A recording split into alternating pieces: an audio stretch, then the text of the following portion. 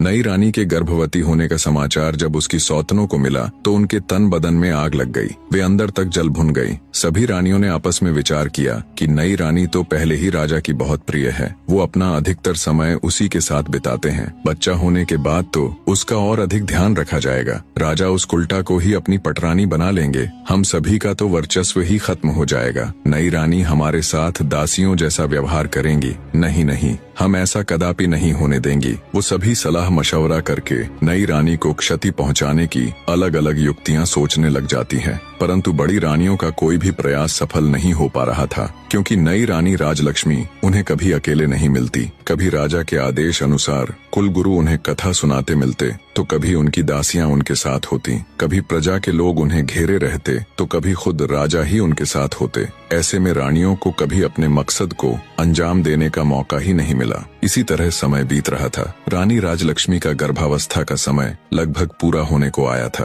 पर फिर एक दिन राज्य की सीमा पर विद्रोहियों ने आक्रमण कर दिया। शत्रुओं से निपटने के लिए राजा जय सिंह को अपनी सेना सहित राजमहल छोड़कर राज्य की सीमा पर जाना पड़ा। बड़ी रानियों को तो जैसे सुनहरा अवसर मिल गया था। वे छोटी रानी को ऐसी दवाई देने लग गई जिससे रानी राजलक्ष्मी के गर्भ को क्षति पहुंचे और रानी से ऐसे ऐसे कार्य करवाती जो गर्भावस्था के लिए उचित नहीं थे। बड़ी रानियां छोटी रानी के भोलेपन का खूब फायदा उठाती और उन्हें उल्टी उल्टी चीजें सिखाती। जब कुलगुरु छोटी रानी को कथा सुनाने आते तो वो उसे अच्छी अच्छी बातें समझाते और आवश्यक सावधानियां बताकर चले जाते। रानी राजलक्ष्मी बिल्कुल भी समझ नहीं पा रही थी कि कुलगुरु और बड़ी रानियों की बातें इतनी भिन्न क्यों हैं। आखिर सही कौन है? रानी राजलक्ष्मी ने सोचा, बड़ी रानियां तो महिलाएं हैं, कुलगुरु तो फिर भी पुरुष हैं। महिलाओं की समस्याएं भला पुरुष कहाँ समझ पाएंगे, इसलिए जो बड़ी रानियां कहती हैं वो ही उचित हैं। साफ हृदय की रानी राजलक्ष्मी कभी सपने में भी नहीं सोच सकती थी कि बड़ी रानियां उसके साथ कुछ गलत कर सकती हैं। इसलिए वो आंखें बंद करके